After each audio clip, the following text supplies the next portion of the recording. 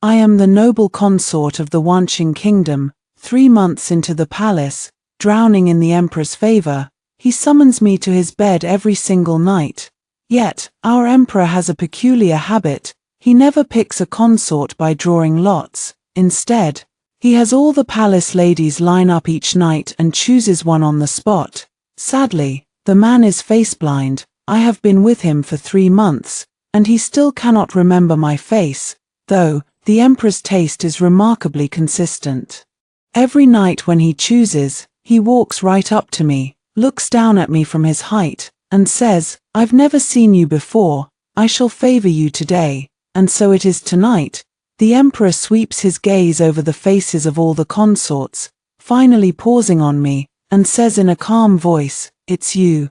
You look unfamiliar to me." I smile and reply softly, feigning tenderness, while rolling my eyes inwardly. 3 months, I've bent over backward to please him, and this man still hasn't memorized my face. If this were the modern world, he'd be a severe case of prosopagnosia. Oh, I forgot to mention I'm a modern person, a female college student who crossed over from 2020. The reason is rather cliché. I caught my boyfriend Chi Yunhao cheating, flew into a rage, ran out, and slipped on the stairs. When I woke up, I'd transmigrated into this newly entered noble consort. Worst of all, the emperor's real name is also Chi Yunhao, and he has the exact same face as my ex-boyfriend. Deep in the night, Ikuan Palace, on the bed, my clothes half slip off my shoulders, striking an utterly seductive pose. I look up at the emperor, my eyes brimming with charm. "Your Majesty," I pitch my voice high and soft, flicking the sheer silk on my sleeve. "The night is late. Will you not rest?" The emperor sits at the table, casting a casual glance at me. "I shall finish this memorial first." Memorials, always memorials. I'm fair-skinned, beautiful. A vision of loveliness. Am I not better than a pile of lousy memorials? Seething with resentment, I pull my clothes together and storm over. I sit down across from him, resting my chin in my hand, and ask, "Your Majesty, am I beautiful?" He looks up, studying me earnestly, and says, "You are." I raise an eyebrow, lift a hand, and tug my collar down a little, coaxing him in a soft voice. "Your Majesty, on this lonely long night, reading memorials is such a bore. Why not? We find something amusing to pass the time." The emperor pauses for a moment, then sets the memorial down, as expected. But what he says next nearly makes me spit blood. "This is my first time choosing a consort by lot, and you are quite forward, my lady." With that, he flicks his sleeve and stands up. "Very well, then I shall pass the time with you on the bed. First time choosing by lot, Your Majesty. It's been me you've chosen every night for 3 months, on the bed." I loop my arms around his neck and press a kiss to his lips, taking the initiative. "Your Majesty." I nestle in his arms, my fingertips tracing circles on his chest. "Last night, you said you would consider making me empress, as the saying goes. A noble consort who does not wish to be empress is not a good noble consort. Last night, I'd racked my brain to please him, and finally made him relent, saying he would consider naming me empress. I've been in the palace for more than 3 months now. There are dozens of consorts, big and small, yet the position of empress has remained empty all this while." I lean in closer, pressing a light kiss to his earlobe, and whisper sweet nothings. "Your Majesty, it is said that a country cannot be a day without an emperor, and the harem cannot be a day without a mistress. If the harem is in disarray, how can you pacify the world?" I ramble on, but the emperor suddenly looks up, studying me with unusual earnestness. "Yesterday, I promised to consider making you empress." My eyes widen. "Of course, Your Majesty. You said it with your own mouth, surely you cannot deny it now." The emperor frowns. "I remember promising the noble consortian." My brow twitches repeatedly, and I force myself to stay calm. "Your Majesty, I am noble consortian." A night of bliss passes. The next morning, I lie in the emperor's arms, watching the sun high in the sky outside the window, and sigh inwardly. The ancients spoke the truth. Beauty truly is a distraction. I've heard that the emperor beside me was once an upright and diligent wise ruler, but since I crossed over, I've worn him out every night, and he even skips his morning court from time to time. It truly lives up to Bai Juyi's poem, "The spring night is short, the sun rises high." From this day on, the sovereign no longer holds morning court. TSK. I never thought that one day, I would become a seductress who brings ruin to the country and the people. At the thought, I quickly nudged the emperor's arm gently, waking him up to go to court. Life as a noble consort is such a carefree delight. I want to savor these happy days a little longer. I have no desire to be executed one day when the court ministers present a joint memorial demanding my death. I lean down, blow a soft breath in his ear, and murmur, "Your Majesty, it is time for the morning court." The emperor does not move an inch, sleeping soundly. I frown and bring out my trump card. Pressing a light bite to his lips, the emperor sits up, staring at me blankly for a moment. There is no rage as I expected. After a long while, he frowns and asks, "Which consort are you?" I smile a fake smile. "Your Majesty has a bad memory again. My surname is Shin, the only daughter of General Shin, and I hold the position of noble consort." The emperor nods, looking suddenly enlightened. "Ah, so you are noble consort Shin." I grow to hate the emperor's face blindness more and more. This man summons me to his bed every night, yet forgets my face the moment he wakes up the next morning. Every time I see him leave after dressing, I curse him repeatedly in my heart. I take my palace maids to the imperial garden to relax. Life must go on. After all, I've even set a goal for myself. Since the emperor summons me to his bed every day, and I dare not refuse, one wrong move in this ancient world could cost me my head. Might as well go all out to please him, and best of all, become empress of the whole country. Just the thought is thrilling. Inside the imperial garden, I stroll about boredly. The garden is a feast for the eyes, but I have no heart to appreciate it. People always grow tired of beauty, even the most stunning scenery, after 3 months of seeing it every day, loses its allure. Everything is perfect in the ancient world. The food, clothing, and lodging of a noble consort are all of the highest quality. And I have more jewelry and ornaments than I can store. It's just a little dull. I miss the mobile games and TV shows of the modern world. If I had never crossed over, I would probably be skipping class right now, blowing air conditioning in my dorm, scrolling Douyin, and eating melon seeds. Just thinking about it depresses me, yet my depression does not last long, for I meet someone in the imperial garden, the emperor, Qi Yunhao. He is embracing Lady Liu, admiring the flowers. At the sight of their intimate posture, anger surges up in me in an instant, and for a moment, I feel the same rage as when I caught my ex cheating in my previous life. I stride forward quickly, but the moment I rush up to him, reason catches up with me. This man is not the Qi Yunhao of my previous life. He is the emperor, the ruler of the country, the son of heaven. If I really lose my temper and scold him, even 10 heads would not be enough for me to lose. With this thought, the anger in my chest fades little by little. I force an awkward smile and curtsy gently to the emperor. "Your servant greets your Majesty." Sure enough, the emperor's voice of doubt rings out above my head. "Which consort are you?" I take a deep breath. And before I can reply, Lady Liu in the emperor's arms covers her mouth and laughs. "Your Majesty, you've forgotten.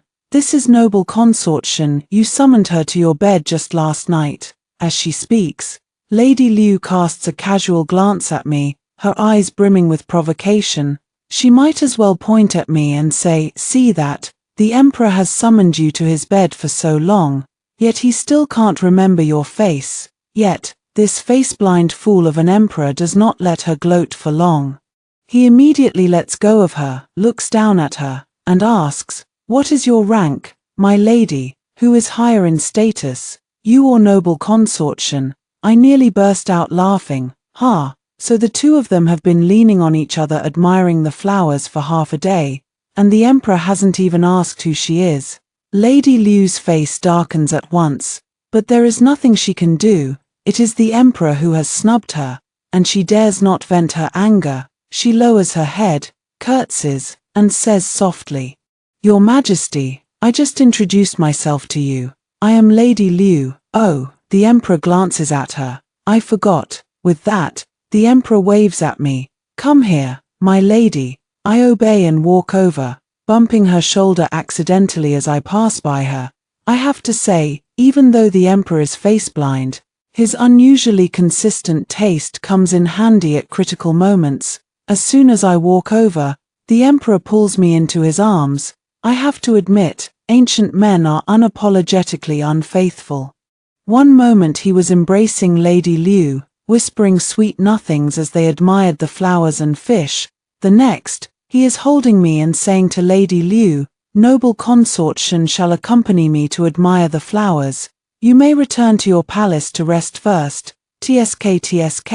Before I appeared, I even heard him call Lady Liu my lady and beauty repeatedly from a distance, yet now he only addresses her as you. Sure enough, no matter the era, men are all heartless bastards. After Lady Liu leaves, the emperor wraps an arm around my shoulders and walks toward the depths of the imperial garden. "Were you jealous, my lady?"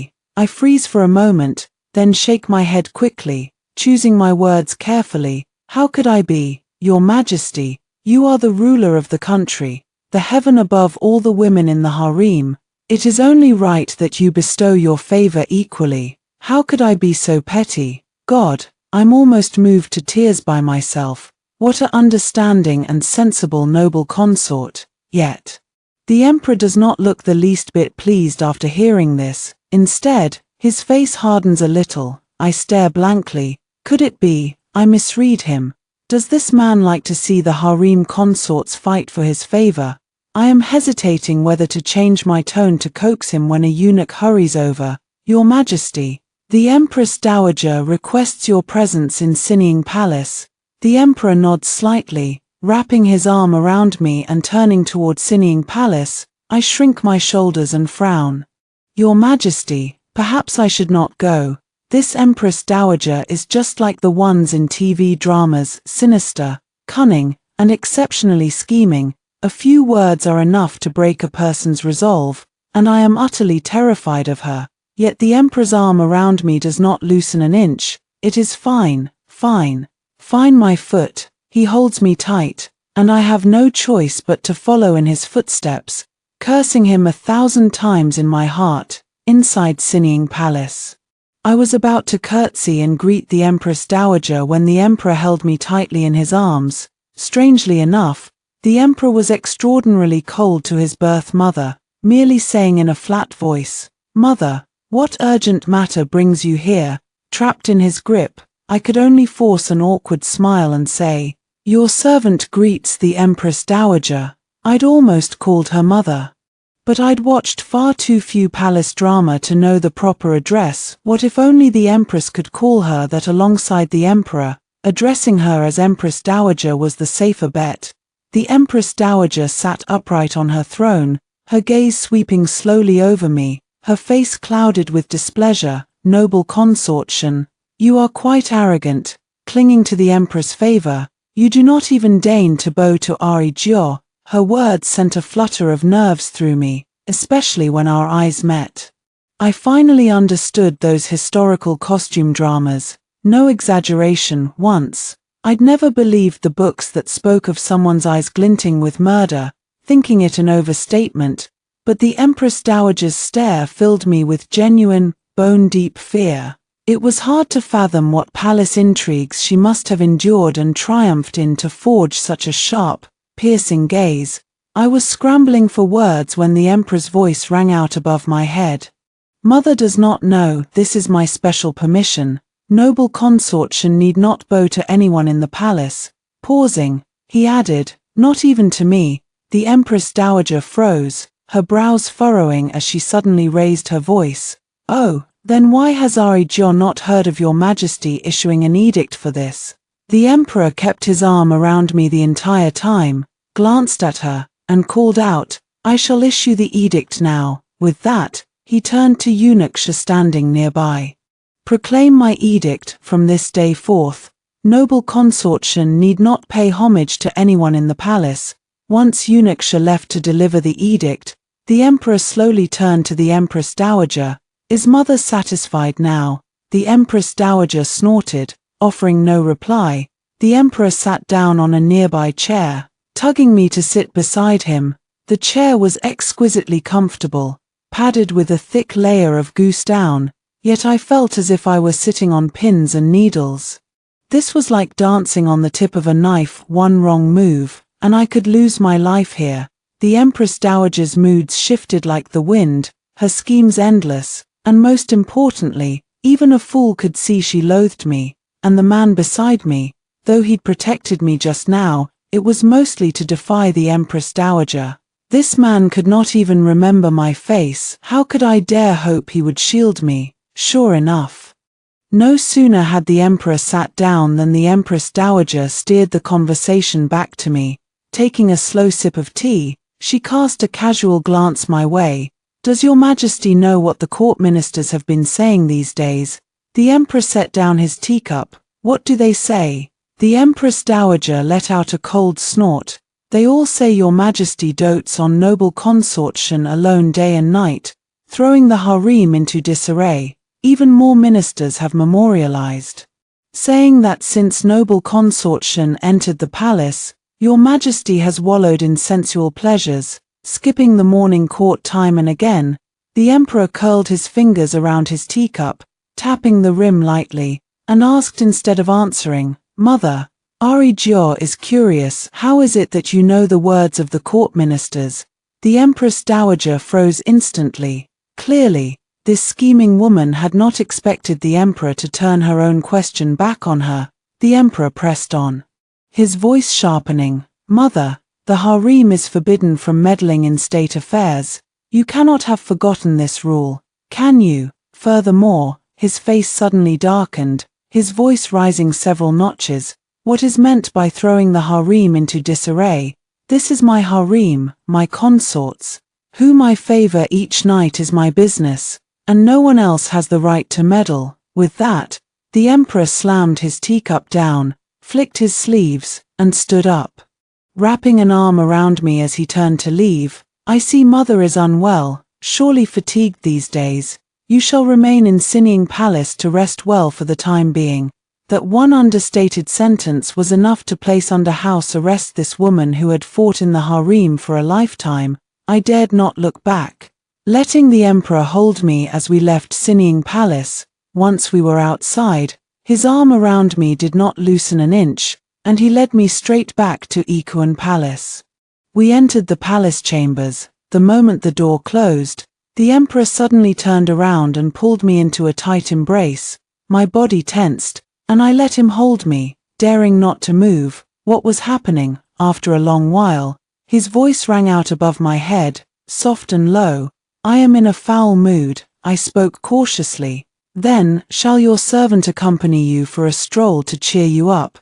Though I had no idea why he was upset, he'd won the confrontation with the Empress Dowager hands down. Besides, from the look of it, he shared no affection for his mother. Confused as I was, I dared not ask more. I knew better than that. Too many questions led to too many mistakes. To live a long life, one must never speak out of turn. After a long silence, he shook his head, murmuring in my ear, "No need for a stroll.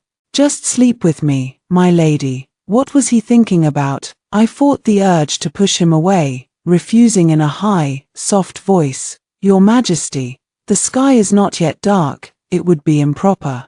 He raised an eyebrow and called out the door, "Little Shah, is the sky dark yet?" Eunuch Shah, having served the emperor for years, reacted in an instant, calling out from outside, "Your Majesty, the sky is dark." At his words, the emperor turned to me, slipped his hands around my waist, and lifted me up in his arms.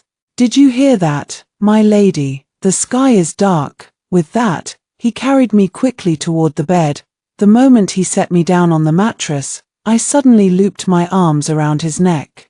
Looking up at him, "Your Majesty, Do you know who your servant is?" He lowered his eyes to me, and in his gaze, beyond the desire, there seemed to be a flash of deep affection, noble consortion. I smiled and pressed a kiss to his lips, and before I could feel the slightest touch of emotion, his voice rang out above me. "I just cannot remember faces. I am not a fool. You introduced yourself in the Imperial Garden earlier, but it was too late."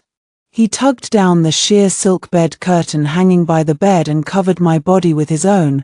My clothes were torn off in a few quick moves. I could not refuse, so I could only press my hand passively to his chest, saying nothing. In the throes of passion, he kissed my earlobe gently, his voice low and hoarse. "My lady, you are breathtaking today." Perhaps it was his too sincere gaze, perhaps the too luscious atmosphere, perhaps his too burning kisses. Gradually, I too lost myself in the moment.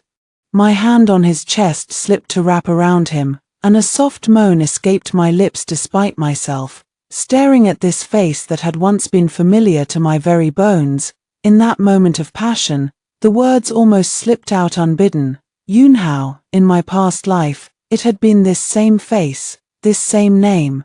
The man who had made me love and hate him deeply.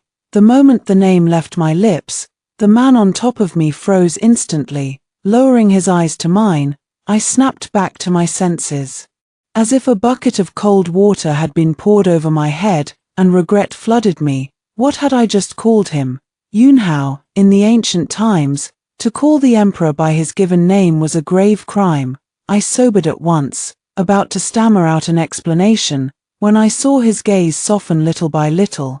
He then lowered his head and pressed a light kiss to my lips. His voice was unusually tender. I am here, not this emperor, but I am here." In an instant, it felt as if a soft thorn had pricked my heart, a strange mix of sourness and itchiness spreading through me.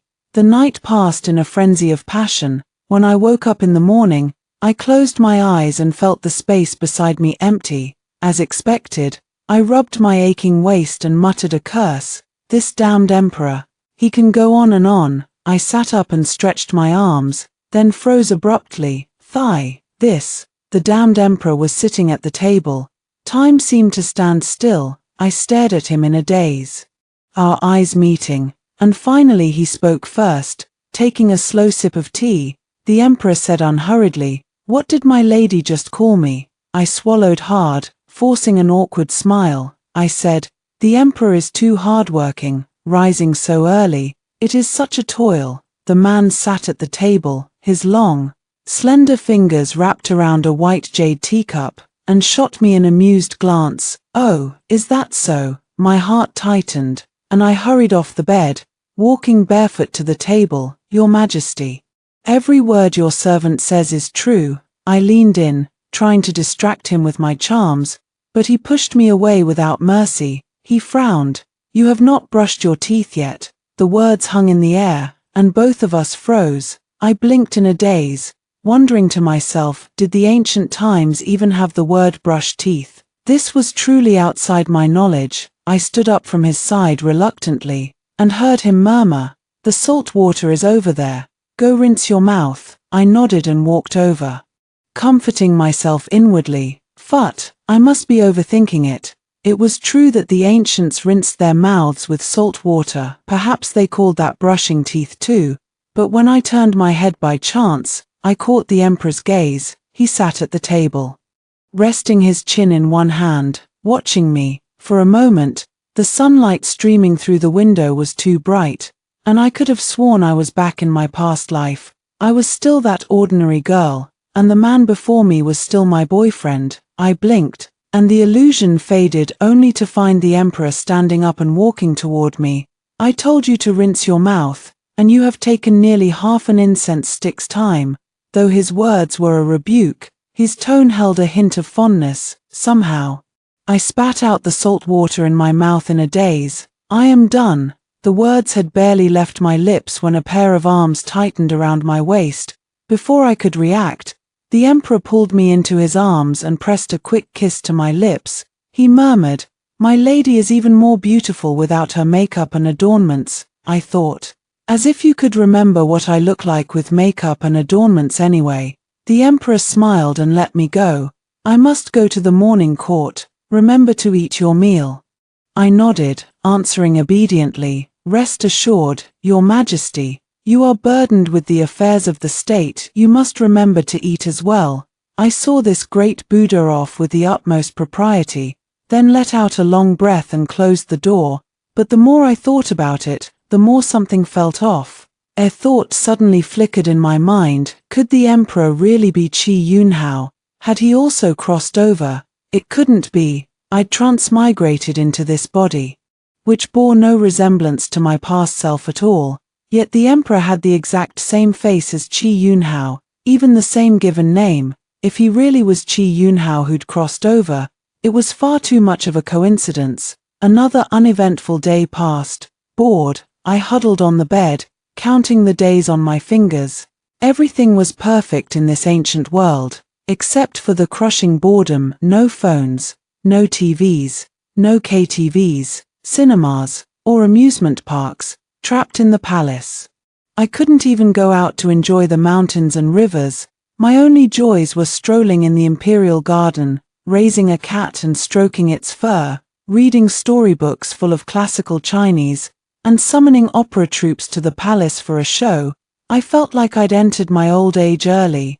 Perhaps it was because these 3 months in the palace had been too smooth sailing, or perhaps simply because I was too bored, but I now found myself oddly looking forward to palace intrigue.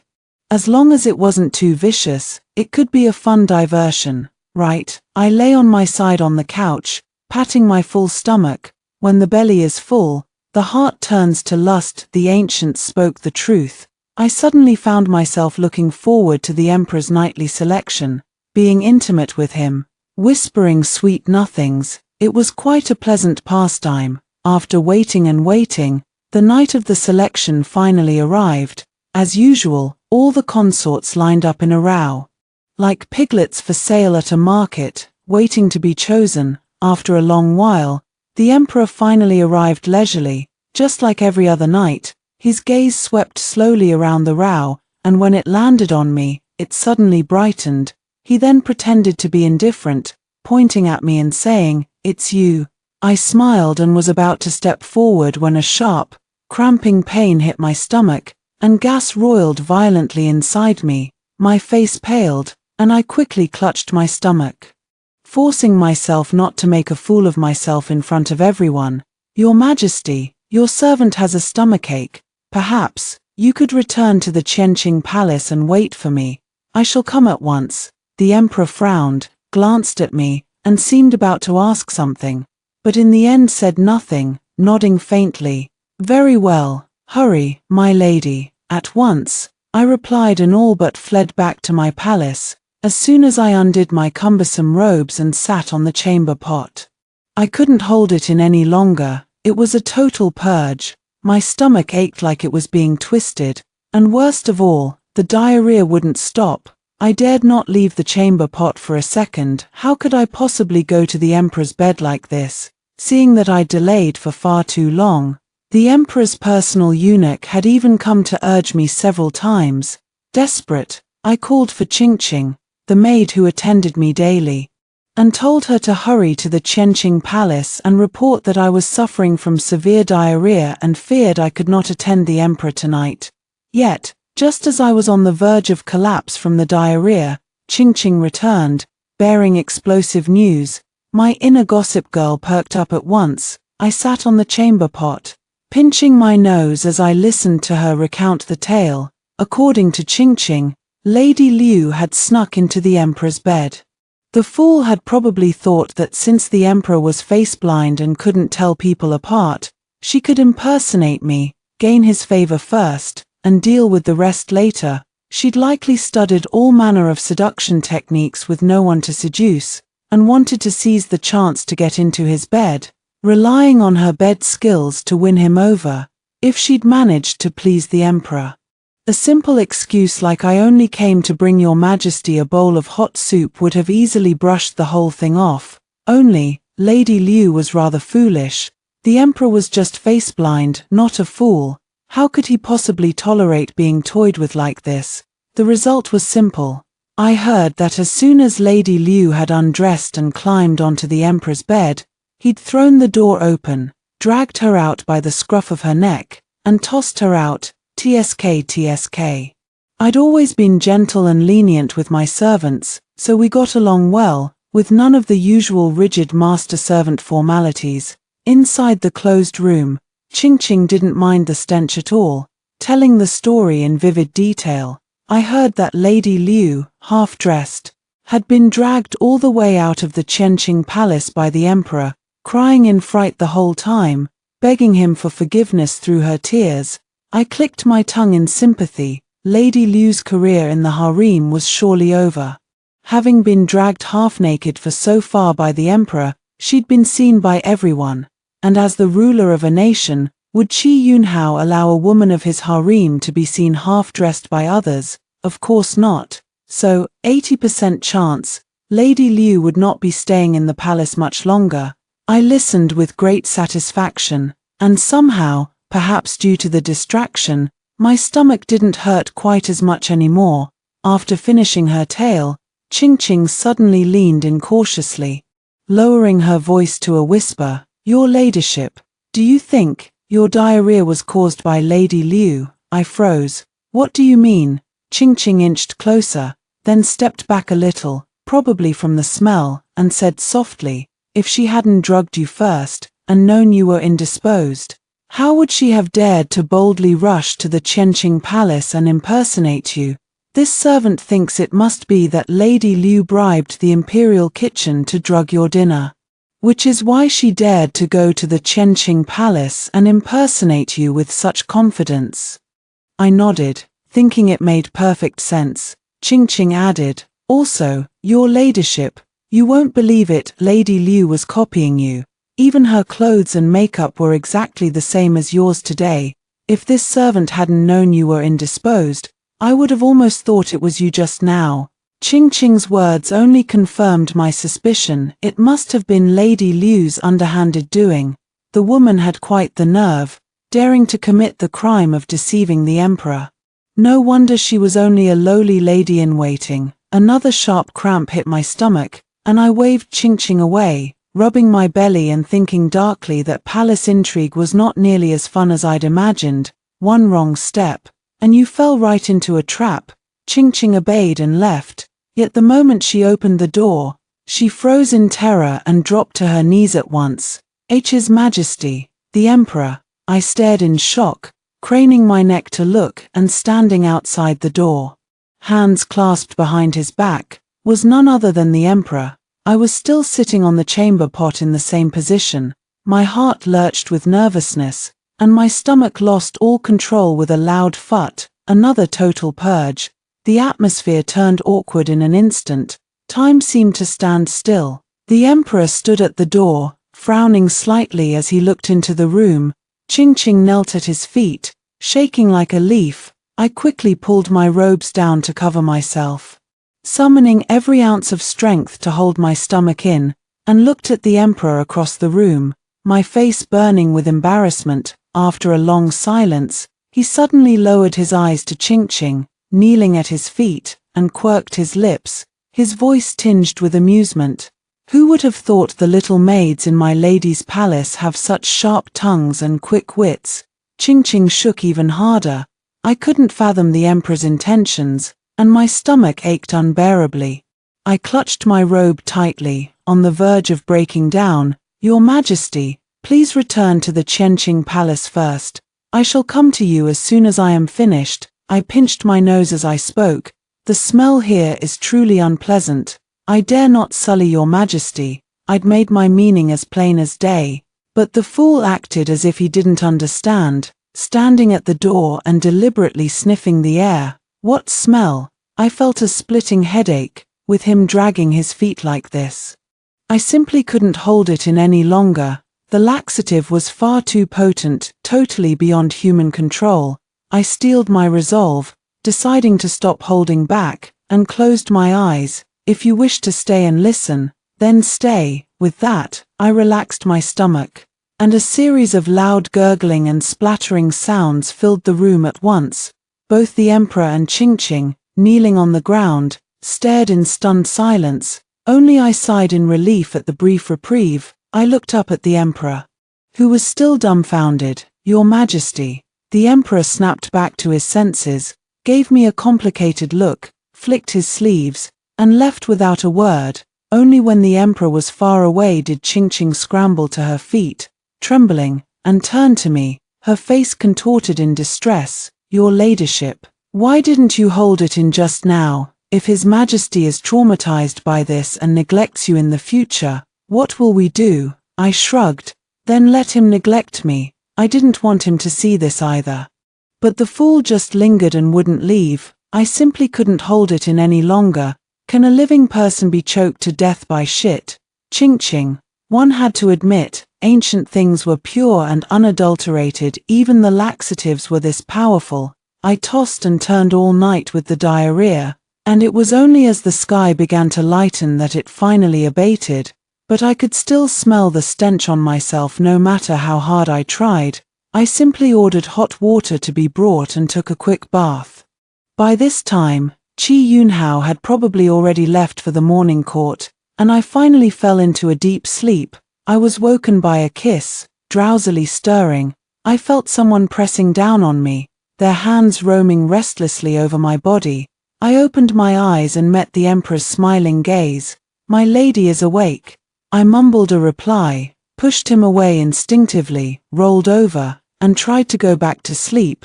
Yet a few seconds later, my eyes flew open. Something felt wrong. This man was the emperor.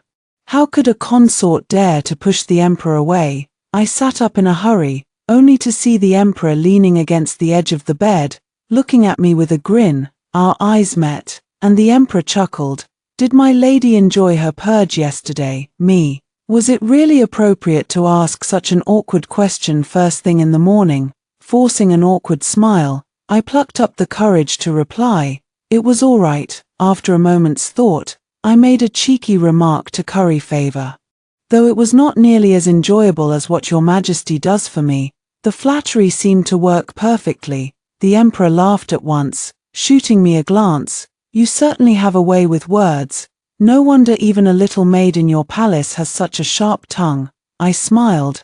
"Thank you for your praise, Your Majesty. By the way," the emperor suddenly spoke, his gaze roaming over my body, and his expression turned mischievous. "I just remembered something." I leaned in. "What is it?" The moment I drew near, the emperor suddenly pulled me into his arms, one hand tightening around my waist, the other sliding down to rest on my hip, caressing it gently. "Since my lady has thoroughly cleaned herself out yesterday, why don't we?" As he spoke, those large hands grew restless. His words made my temples throb, and the words tumbled out before I could stop them. "Qi Yunhao, are you freaking perverted?" The rest of my words were smothered by his lips, and then I stopped him from getting his way. Maybe I was pushed to the edge. I don't know where the strength came from, but I rolled over and tied him up. Of course, I knew tying up the emperor was a capital crime, so I kept brainwashing him, saying it was all just for fun and games. The silly emperor actually believed it, letting me tie him up with a cheerful grin. But I celebrated too soon and got no good out of it after teasing him relentlessly. The emperor broke free of the ropes and took me right there and then. After the blissful chaos, I sat on the edge of the bed, glumly pulling on my clothes, my skin covered in ambiguous love bites. Beside me, the emperor, already fully dressed, watched me with a beaming smile. "By the way, I'm holding a feast tomorrow evening for all the court ministers and their families. Dress up nicely, my lady, and sit by my side." His words sent a thrill through me. It seemed my chance at the empress's throne was within reach. Otherwise, why would the emperor allow me to sit openly by his side? So I agreed with a bright smile. The next day, I bathed and changed early, and spent ages on my makeup and hair. Qingqing's hands were deft. She coiled my hair into an elegant bun, and her makeup was exquisitely done, dignified yet natural. Not too plain and insipid, nor overly made up and vulgar. One word to describe it: perfect. Satisfied, I walked with Ching's accompaniment to the venue of the Emperor's feast. It was bustling with activity today. The hall was filled with civil and military ministers and their female family members. The harem consorts sat in the row below the Emperor, and I sat upright on the high platform, by the Emperor's side, the center of attention for a moment. The feast began. With music playing and dancers twirling, an uproarious scene. Ancient feasts were always much the same: toasting and merrymaking, music and dance, and when the mood struck, composing poems for entertainment. Sure enough, after a few rounds of drinking, the Emperor proposed a poetry contest. As it was the Emperor's suggestion, all the ministers readily agreed. Naturally, the Emperor would recite the first poem. Yet the moment he opened his mouth, I was stunned to the core. He was reciting Li Bai's Invitation to Wine. What a familiar poem. When life brings great joy, let us revel in it. Do not let the golden cup stand empty against the moon. Born into this world, a man's talent will find its use. Even 1,000 pieces of gold spent will return again. Beneath the dais, the ministers gasped in admiration, clapping and praising him, their expressions genuine, as if truly astounded by his poem. Only I stared at him in shock. Luo, the man you caught cheating that day wasn't me at all. It was Qi Yunsheng. I froze. Qi Yunsheng was his twin brother. The two were identical twins, almost impossible to tell apart. The only big difference was that Qi Yunsheng had a tiny flesh bump on his ear, while Qi Yunhao didn't. I frowned. I got a text saying you'd booked a hotel room. That's why I rushed over to catch you in the act. Qi Yunhao knelt in front of me, rubbing his forehead. He was cheating on his wife and didn't dare let my sister-in-law find out, so he stole my ID from my wallet and went to the hotel with her, and he just had to choose the one where we'd gotten a membership card. Then you got the message and rushed over, and I stared in astonishment, still half believing. If it was really a misunderstanding, why didn't he explain it clearly then? He sighed. The idiot said you burst in with the room card. He didn't even have time to put his pants on. By the time he got dressed, you'd already run out. I thought back carefully, and it did seem like that. I'd charged into the room, and Qi Yunhao had panicked. His first reaction wasn't to explain, but to grab the quilt and cover his butt like his life depended on it. Heartbroken and disgusted, I'd had no desire to listen to an explanation and had turned and run straight out. Coincidentally, the elevator had stopped on the 8th floor and wouldn't move. In a panic, I'd run down the stairwell. Then, I'd slipped and fallen down the stairs, and when I woke up, I'd become the noble consort. Putting it all together, I believed his words a little more. The lighting in the room had been dim. The two of them looked almost exactly the same, and I'd had no way to tell them apart. Besides, having received a text about a hotel room booked with his ID, I jumped to the conclusion that it was him, never once thinking it might be his brother. I stared blankly for a long time, then looked up at him. Then how did you cross over here? At the mention of this, Qi Yunhao's face flushed with embarrassment. When you fell down the stairs, you became a vegetable, unconscious. One night I got drunk, and suddenly I wanted to go see the stairs where you'd fallen. Then, he scratched the back of his head. Then I accidentally fell down the stairs too. I looked at him. Which floor did you fall from? He thought for a moment. I think it was the 5th floor. Perfect. I'd also fallen down the stairs from the 5th floor. Was the 5th floor some kind of parallel space? After another long silence, I suddenly latched onto a key point in his words. Did you just say you went to the hotel stairwell a few days after I fell into a coma? Qi Yunhao nodded blankly. Then, I stammered, does that mean, for the first few days after I crossed over here, I really slept with the original emperor? The feeling was bizarre. Before I knew the emperor was him, I'd never thought about it much. But now, suddenly accepting that the emperor had been Qi Yunhao all along, and with the old misunderstanding cleared up, the thought that I might have slept with the original emperor in those first few days after crossing over made my stomach turn. Qi Yunhao laughed. No way. When I crossed over, this emperor was still gravely ill in bed, unable to move a muscle. I was completely confused. How could that be? When I crossed over, The emperor had just recovered from a serious illness, and the whole kingdom had celebrated. He'd even issued an edict to take the general's daughter as his noble consort. He'd fallen down the stairs after me, yet he'd crossed over a few days earlier than me. I racked my brains but couldn't figure it out. Yet I knew full well that if something as mysterious as transmigration existed, the how of it no longer mattered. But a new doubt welled up in my heart, and I looked up at Qi Yunhao.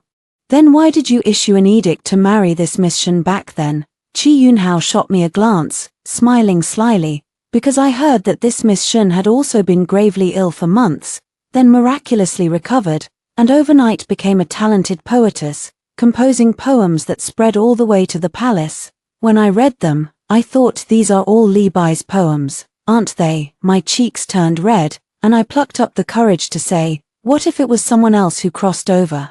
How did you know it was me? Qi Yunhao stood up, sat on the bed, and pulled me into his arms. Did you forget? Not only did General Shen's daughter suddenly start composing poems, she even gave herself a pen name, Fang Luo Luo. I thought, alright, I'd been in the palace for over 3 months, and I'd actually completely forgotten about that. After another long, drawn-out silence, Qi Yunhao suddenly lowered his head to look at me, his voice growing inexplicably hoarse. My lady, for some reason. Now that I knew his true identity, the moment he called me that, my skin crawled with goosebumps. I punched his chest lightly and said in a low voice, speak properly. He laughed and whispered in my ear, baby. I didn't reply, but those large hands grew restless again, caressing my waist. Baby, it's time to attend me for the night. I pressed a hand over his face. Attend your head. The next moment, he seized my wrist. He pressed a kiss to my cheek, coaxing softly. Didn't baby always want to be empress? My body stilled, and my struggles weakened at once. He seized the chance to tempt me. Not only can I make you empress, but I can also disband the entire harem. Alright, I was indeed tempted. Let me think about it. Yet the words had barely left my lips when he pinned me down on the bed. There's no time for that. Half a month later, rumors about the former noble consort Shen were spreading like wildfire inside and outside the palace. No. She was no longer noble consort Shen, but Empress Luo Wen now. Some whispered that the empress was a fox spirit reincarnated, having bewitched the emperor out of his senses.